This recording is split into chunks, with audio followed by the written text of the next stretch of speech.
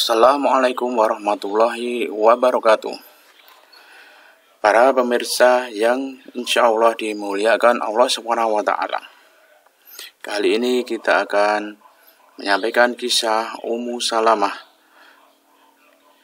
Tidaklah seorang muslim ditimpa suatu musibah, kemudian ia beristirja mengucapkan inna lillahi wa inna ilaihi raji'un saat musibah tersebut terjadi. Setelah itu berdoa, ya Allah, berilah aku pahala atas musibahku ini, dan gantikanlah dengan yang lebih baik darinya, kecuali Allah akan mengabulkannya. Peristiwa memilukan dialami Ummu Salamah radhiyallahu anha ketika akan hijrah ke Madinah. Ummu Salamah radhiyallahu anha mengisahkan, saat Abu Salamah telah mantap untuk hijrah ke Madinah, ia membawakan untanya untuk kunaiki, dan bersamaku putraku Salamah bin Abu Salamah. Kemudian kami berangkat. Sekelompok laki-laki dari Bani Al-Mughirah bin Abdullah bin Amr bin Maksum, keluarga Ummu Salamah, mendekati kami dan berkata, tentang dirimu kami sudah menyerah. Lalu bagaimana dengan istrimu ini? Apakah kau pikir kami akan membiarkannya pergi bersamamu ke daerah lain? Mereka melepaskan tali kekang unta dari tangan suamiku. Mereka merebutku darinya. Maksudnya mereka kemudian menahan Ummu Salamah dan putranya. Ummu Salamah melanjutkan, mengetahui kejadian ini, Bani Abdul Asad pun murka, yakni saudara Abu Salamah. Mereka berkata, tidak, demi Allah, kami tak akan membiarkan anak kami karena nasab itu dari jalur ayah berada di sisi ibunya, karena kalian telah memisahkan ibunya dari saudara kami. Mereka pun merebut menarik anakku Salamah, hingga mereka melepaskan tarikannya. Bani Abdul Asad pun membawanya pergi. Aku ditahan oleh keluargaku, Bani Al-Mughirah. Sementara suamiku pergi ke Madinah. Aku terpisah dari suami dan anakku selama 1 tahun atau hampir setahun lamanya.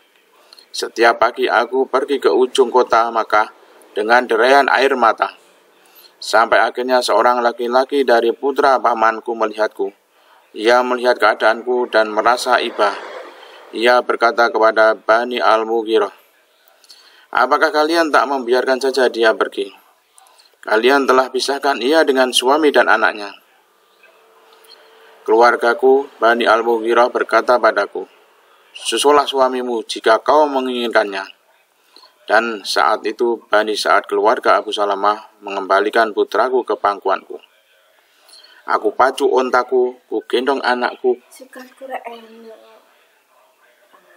dan keletakan ia bersamaku. Kami berangkat menuju Madinah untuk berkumpul dengan suamiku. Saat itu tak ada seorang pun yang menemaniku. Aku berkata pada diriku, apakah aku akan bertemu dengan seseorang yang bisa mengantarku kepada suamiku? Saat sampai di Tan'im, aku bertemu dengan Utsman bin Thalhah bin Abi Thalhah, keluarga dari Bani Abdudar.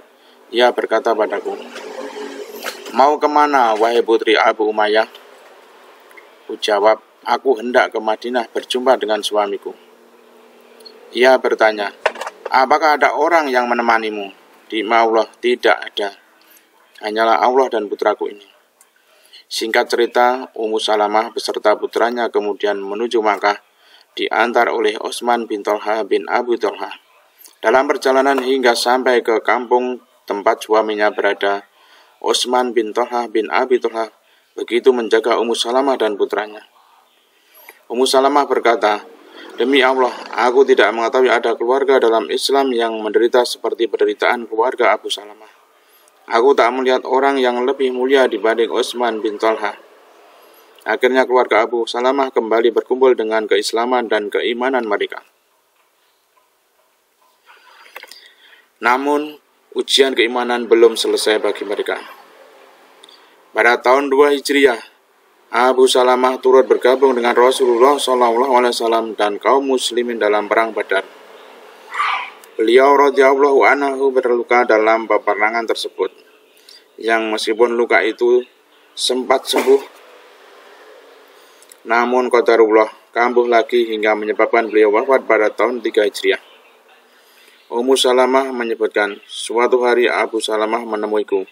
Ia baru saja menemui Rasulullah SAW. Ia berkata, aku mendengar dari Rasulullah SAW sebuah perkataan yang membuatku bahagia. Beliau bersabda, tidaklah seorang muslim ditimpa suatu musibah, kemudian ia beristirja, mengucapkan inna lillahi wa inna ilaihi raji'un. Saat musibah tersebut terjadi, setelah itu berdoa, ya Allah, berilah aku pahala atas musibahku ini, dan gantikanlah dengan yang lebih baik darinya, kecuali Allah akan mengabulkannya. Ummu Salamah melanjutkan, aku pun menghafalkannya.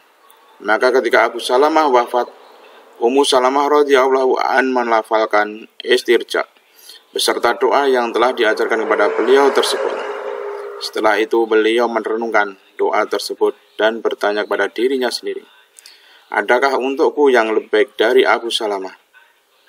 Setelah iddah beliau selesai, Rasulullah SAW meminta izin padanya. Ummu Salamah radhiyallahu an kisahkan, saat itu aku sedang menyamak kulit. Ku cuci tanganku dan kuizinkan beliau masuk.